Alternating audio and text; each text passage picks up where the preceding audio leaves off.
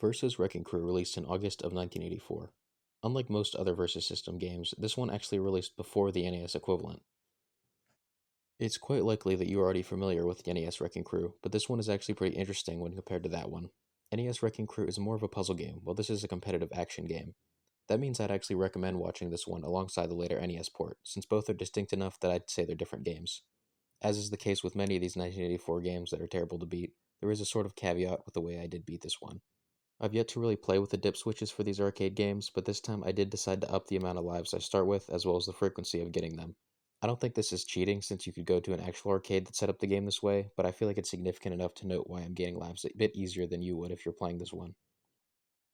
Story-wise, this one doesn't give a ton of details. Mario and Luigi have become demolition workers as part of the Wrecking Crew.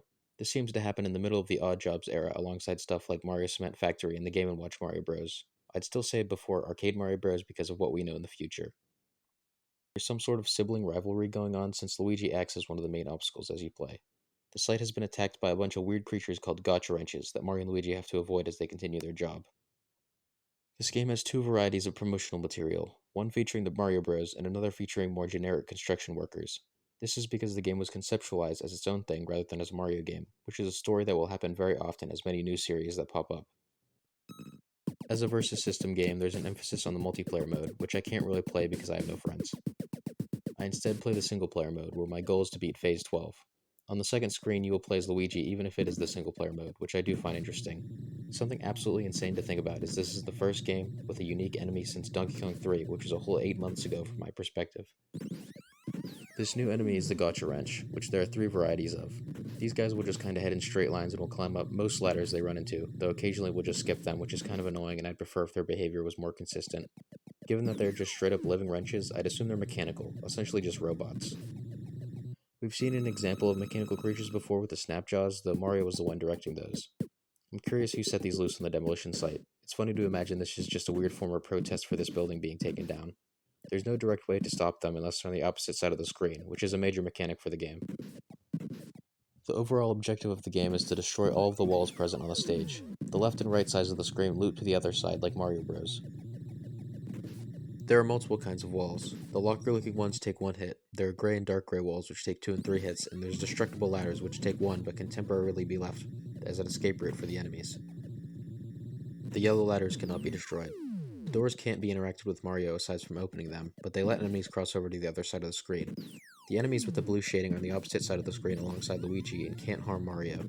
In 2-player modes, both players are on opposite sides, though for whatever reason the Gotchawrenches don't hurt the opposite player in the 1-player mode. Enemies on the opposite side can be knocked to the bottom of the screen by hitting a wall they're behind, but you can't fully defeat them. Luigi acts as a nuisance by knocking you to the bottom of the screen when hitting a wall you're in front of. This can also occasionally be useful for avoiding enemies. Once you break all the walls, it moves on to the next stage. There are also bombs which destroy any sort of walls directly linked to it, and can be used to get chains of points. Mario's recurring villain of ghostly fireballs once again will spawn and move from one side of the screen to the other, just like Mario Bros. The bonus stages are just finding a coin hidden in between walls for extra points and don't amount to anything besides that. The purple Gotchawrenches just move faster, and that's really the only difference from the red ones.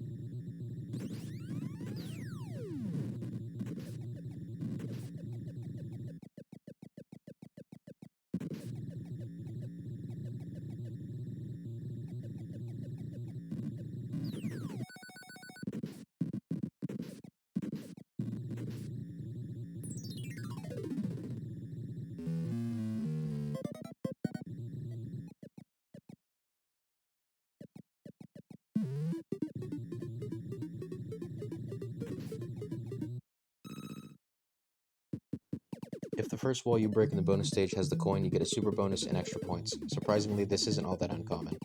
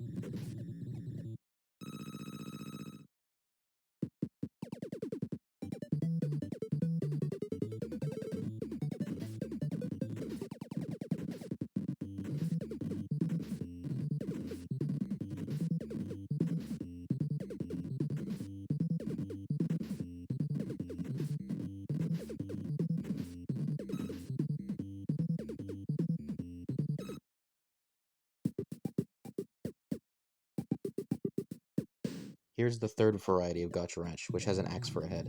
These guys just walk kinda slow, and the most interesting thing about them is that they aren't in the NES version, so they're exclusive to here.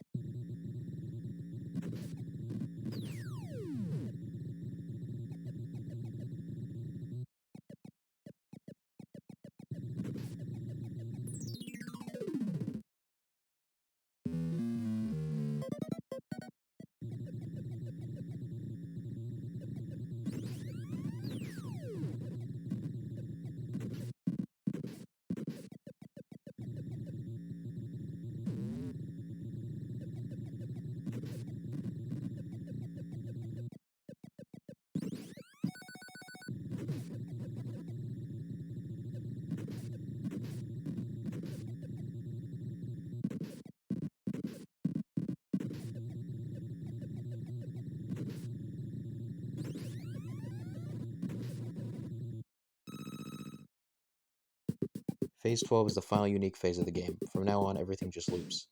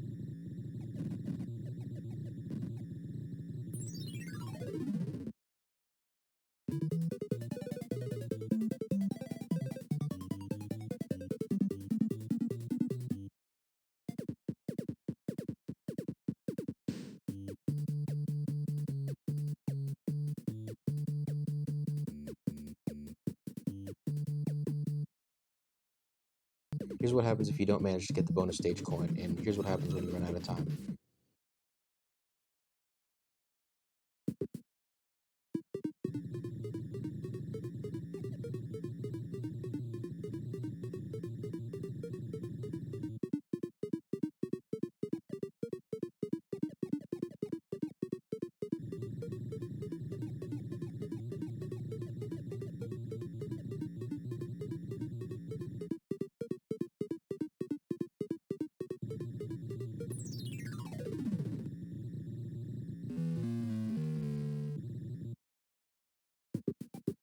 Here's a tiny showcase of the visual appearance of the two-player mode, though that's really all there is to show with this game.